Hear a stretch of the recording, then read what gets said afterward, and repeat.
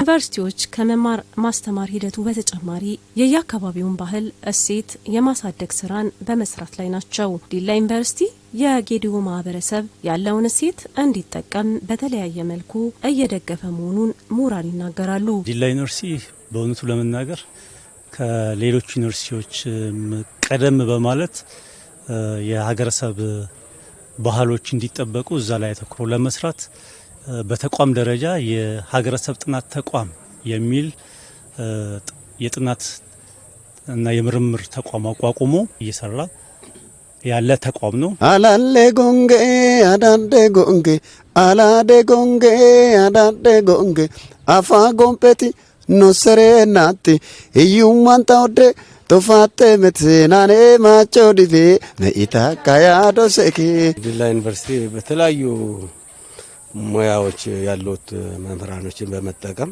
በተለይ ከባህል ጋር በጌዲኦና አካባቢ ብዙ ስራ እየሰራ ይገኛል።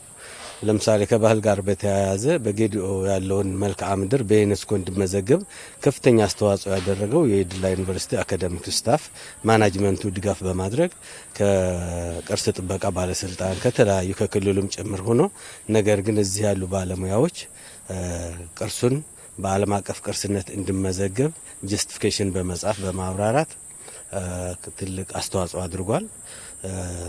በዚህ ምክንያትም በዩኔስኮ ተመዝግቧል።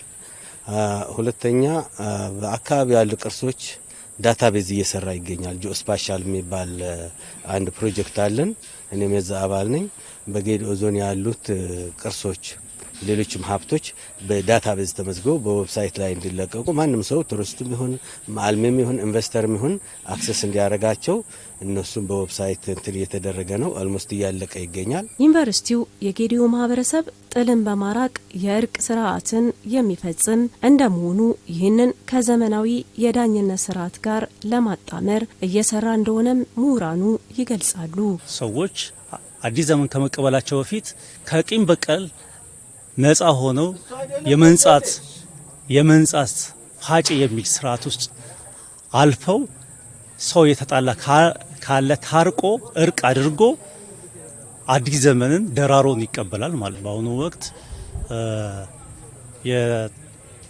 የሰላሙ ሁኔታ እንደው በዘመናዊ የእርቅ ስርዓት ወይም ደግሞ በፍርድ ቤት ወይም ደግሞ በወታደር ብቻ ሳይሆን ግጭትን የምንከላከለው የግጭት መከላከያ የሀገር በቀል ስርዓቶቻችንን መልሰን ብናመጣ የዘመናዊ በአብዛኛው አጥፊንና ተበዳይ ለይቶ ቀጥቶ የሚለያይ ነው እንጂ ከዛ በኋላ ላላቸው ግንኙነት ብዙም አይጨነቅም።